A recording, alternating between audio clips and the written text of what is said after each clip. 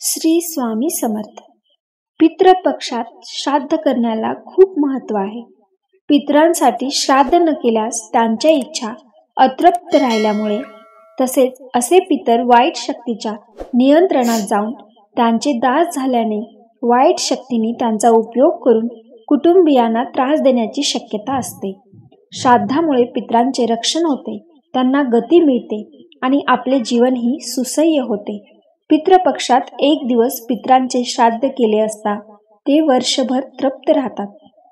व्यक्तीच्या मृत्यूनंतर आत्म्याला सद्गती मिळावी म्हणून श्राद्ध करणे हे हिंदू धर्माचे एक वैशिष्ट्य आहे।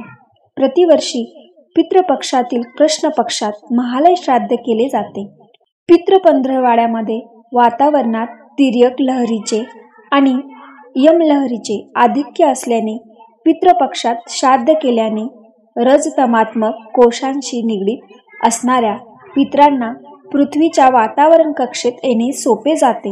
म्हणून हिंदू धर्मात सांगितलेले विधी कर्म हे त्या काळी करणे जास्त श्रेयस्कर असते। पितृपक्ष हे हिंदू धर्मात सांगितलेले व्रत असून भाद्रपद पौर्णिमेपासून अमावस्येपर्यंत प्रतिदिन महालय श्राद्ध करावे असे शास्त्रवचन आहे।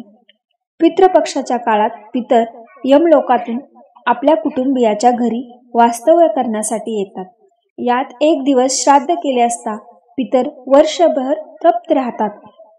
पितृपक्षात आपल्या सर्व पितरांसाठी श्राद्ध घातल्याने त्यांच्या वासना इच्छा तृप्त होऊन त्यांना गती मिळते। पितृपक्षात दत्तांच्या नामजपाने पूर्वजांना गती मिळण्यास आणि त्यांच्या त्रासापासून रक्षण होण्यास सहाय्य होत असल्याने पितृपक्षात प्रतिदिन दत्तांचा 72 माळा नामजप करावा। पितरांना नैवेद्य कसा दाखवावा ते आता आपण बघूया। सर्वप्रथम पितरांसमोर पाण्याचे भरीव गोल मंडल करून त्यावर नैवेद्याचे ताट ठेवावे। नैवेद्यातील प्रत्येक अन्नपदार्थावर तुळशीचे पान ठेवावे। पानांचे देठ पितरांकडे होईल असे ठेवावे। प्रथम धूप व नंतर दीप 3 वेळा अर्धचंद्राकृती ओवाळावा। नंतर पाणी हातात घ्यावे व अंगठ्याच्या बाजूने उलट्या दिशेने फिरवावे। नंतर एक तुळशीपत्र पाण्यात बुडवावे व खालील मंत्र म्हणत पितरांना नैवेद्य दाखवावा।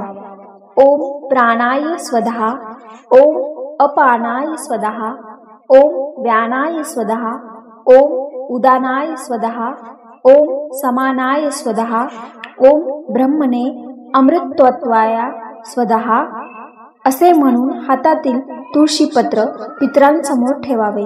वरील कृती पुन्हा करून दुसरे तुळशीपत्र पुन्हा व्हावे।